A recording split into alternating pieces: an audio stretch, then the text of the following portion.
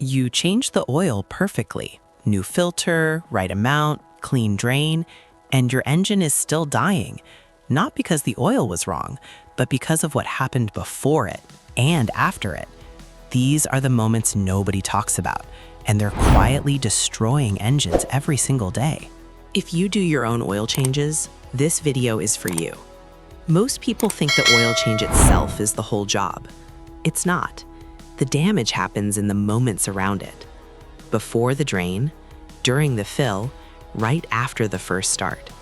You don't need tools or experience to get this right. You just need to know what to watch for. I'll walk through every step clearly. No jargon, no shop talk, just the mistakes and how to stop them. Let's start where most people get it wrong, before a single drop of oil goes in. Cold oil drain. When your engine is cold, the oil sits thick. It clings to the pan. It holds onto dirt, carbon, and metal particles like paste.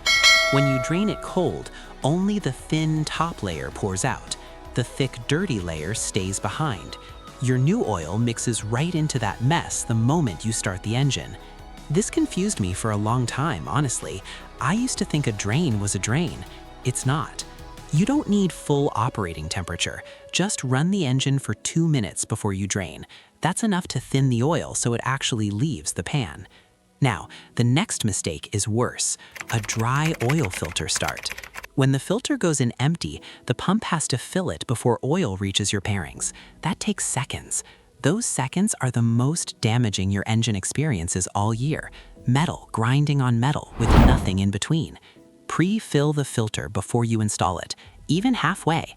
That small step changes everything about those first critical seconds. Here's something most people get completely backwards. The oil filter and drain bolt don't need muscle, they need precision. You'd think tighter means safer. It doesn't. An over-tightened filter crushes the gasket. It twists the rubber out of shape. A seal that's supposed to stop leaks becomes a slow leak. The damage doesn't show up on your driveway immediately. It shows up at highway speed when the pressure drops and it's already too late. Same thing with the drain bolt. Those threads are soft aluminum. One extra twist strips them. The pan is done. And a new oil pan is not a cheap fix. Here's what actually works. Seat the filter hand tight. Stop. That's it. For the drain bolt, finger tight plus a quarter turn. Feel it. Don't force it. And there's one more thing almost nobody does. Lubricate the O-ring before the filter goes on. A dry O-ring grabs. A lubricated one slides and seals firmly. Dip your finger in clean oil. Wipe it around the ring. 10 seconds. That one habit prevents leaks that could drain your engine dry in minutes. This next one catches people off guard because it feels harmless. Overfilling the oil, even by half a quart. When the oil level goes past the max mark, your crankshaft starts hitting it. It churns the oil, turns it into foam. Foamy oil doesn't protect bearings. It doesn't cool metal. It just lets surfaces grind until the damage is done. You probably checked the dipstick once, saw it in the safe zone, and moved on. That's the normal routine. But here's the issue. The dipstick gives a false reading right after a drain. The oil hasn't settled yet. Check it twice. On level ground, give it a minute to sit after you fill, then check again. That second reading is the honest one. I've seen this mistake destroy engines that had perfect oil in them. Drop a comment below. Which one of these did you not know about? I read every reply. Now, there are 2 more habits that happen right after the hood closes, and they're the ones most people have never even heard of.